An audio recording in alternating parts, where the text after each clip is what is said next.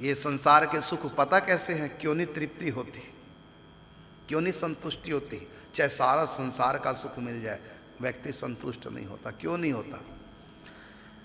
जहां मेले होते हैं ना, मेले, उसमें एक सामान बेचने वाले होते हैं जो डंडे पे लटका के रखते हैं पोलोथीन के अंदर, वो पीले पीले गुलाबी गुलाबी से, इतने मोटे मोटे से, मीठे मीठे, क्या बोलते हैं उसको? बुढ़िया के बाल। वो बच्चे, छोटे बच्चे लेते हैं उनको, बड़े नहीं खरीदते उनको, छोटे छोटे बच्चे। अब उसको खाने के लिए पूरा मुंह फैलाओ राक्षसों की तरह, वो मुंह में ठूसो, फिर उसको एक को निगल नहीं पाओगे उसको, वो मुंह में ही खत्म।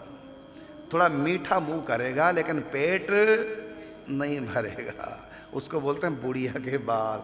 ये सारे संसार के सुख ऐसे हैं, सारों को भोग लो, थोड़ा मुंह मीठा तो हो जाएगा लेकिन तृप्ति नहीं होगी। तो ध्रुव को भगवान ने राज्य दिया, 36,000 साल तो राज्य किया, एक पत्नी नहीं, दो दो पत्नियां दी, दोनों से संतानें हुई है, और चक्रवर्ती सम्राट, कोई कमी नहीं, लेकिन संतुष्टि नहीं हो रही है।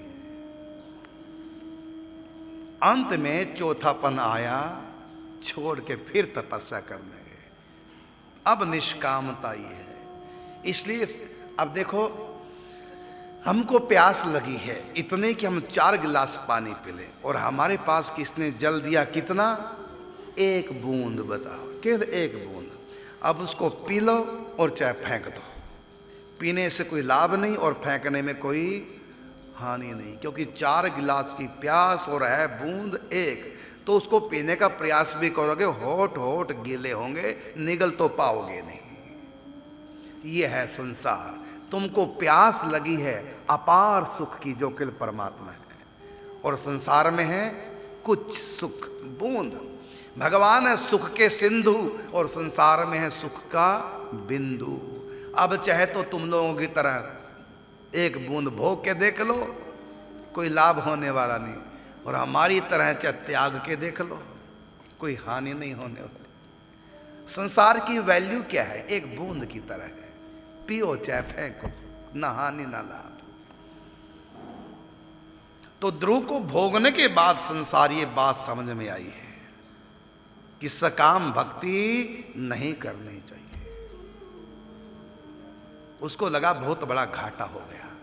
यदि मैं निष्काम भक्त होता तो भगवान गोद में बैठाते, प्रेम करते, और इधर प्रहलाद की भक्ति कैसी है? निष्काम। तो भगवान जब आए, प्रहलाद को गोद में बैठाया, चूमा, प्यार किया, और प्रहलाद ने क्या मांगा? प्रेमा भक्ति का वरदान, और कुछ नहीं चाहिए। और ध्रुव भक्त क्या मांगते हैं? पापा की गोद, पापा का राज्य मेरा हो जाए, ये मांगा है। इसलिए ध्रुव को प्रेम नहीं मिला भगवान का, प्रहलाद को प्रेम, इसलिए प्रहलाद को ज्ञानी भक्त कहा है, मतलब समझदार भक्त, विवेकी भक्त, और ध्रुव को विवेकी भक्त नहीं कहा। उनकी गणना सकाम भक्त में